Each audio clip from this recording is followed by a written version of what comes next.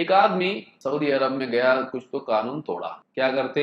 جمع کر دیتے۔ مان لیجیے غلطی اس سے ہوئی اور بڑی سزا اس کے اوپر ہے، پکڑ کے اس کو اندر لے جایا اور سزا ہو گئی۔ اس کی بجائے اگر پولیس نے ایک تھپڑ لگا دیا اس کو، آئندہ کرے گا ایسا؟ نہیں کروں گا۔ اس کو معلوم میرا ہاتھ بھی کٹ سکتا تھا، لیکن اس نے ایک تھپڑ پہ چھوڑ دیا۔ وہ خوش ہوگا کہ غمگین ہوگا؟ ہاتھ کٹنے سے بچا، لیکن تھپڑ تو پڑا ہے اس کو۔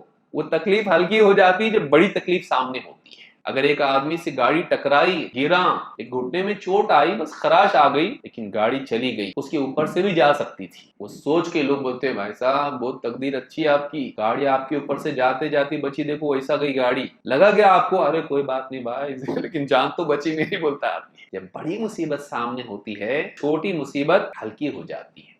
ہم اپنے آپ کو جیسی آخرت سے کنیکٹ کر کے دیکھتے ہیں، دنیا کی مصیبتیں ہلکی ہو جاتی ہیں۔ ہمارے سامنے آخرت نہیں ہوتی ہے، اس لیے دنیا کی اتنے مسائل بھی اتنے بڑے ہوتے ہیں۔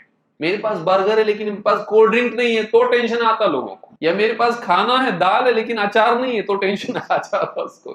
یہ حال ہم لوگوں کا ہے، کیوں؟ اس لیے کہ ہم لوگ آخرت کے مسائل کو دیکھے نہیں ہمیں۔ وہ جب ہمارے سامنے ہوں، یہاں کی پریشانیاں، یہاں کی مصیبتیں ہلکی ہو جاتی ہیں، چاہے کتنی بڑی کیوں نہ ہو۔